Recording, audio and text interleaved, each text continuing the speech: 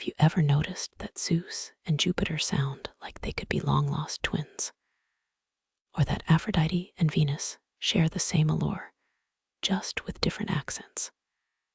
That's because they are, well, sort of. The truth is, when Rome rose to power, it didn't just borrow Greek culture, it renamed it, blending myths into its own identity like a cosmic rebranding campaign. It started around the 5th century BCE, when Rome was still a scrappy republic eyeing Greece's glittering art, philosophy, and most importantly, its gods.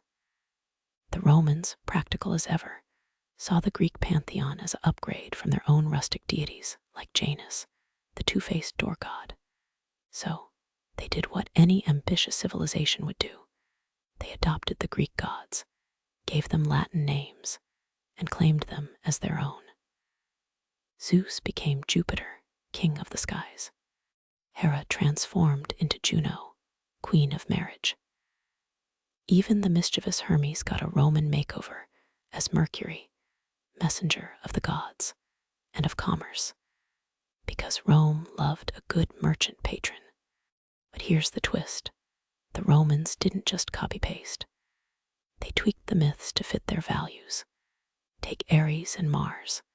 To the Greeks, Ares was a bloodthirsty war god, feared more than revered.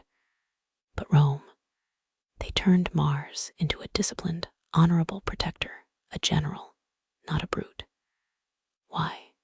Because Rome's military might was its pride, and Mars became the divine mascot for legions marching to conquest.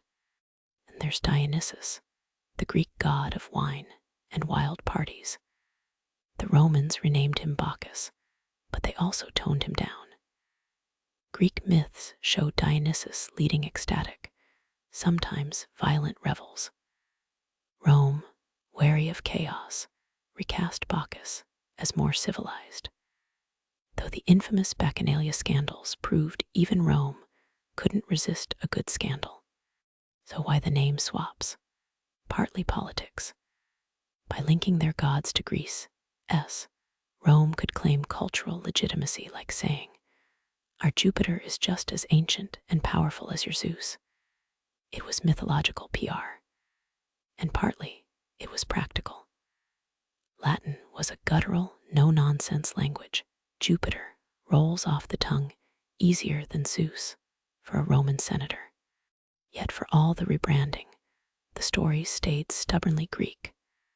Hercules, or Heracles, still fought the Nemean lion. Apollo, whether Greek or Roman, still drove his sun chariot. The names changed, but the drama, timeless. Today, we remember both versions because Rome's reboot ensured these myths outlasted empires. So next time you hear Venus instead of Aphrodite, think of it like a divine game of telephone where the message stayed the same, but the names got a Roman accent. And honestly, the gods probably didn't mind. After all, who turns down more worshippers, even if they butcher your name?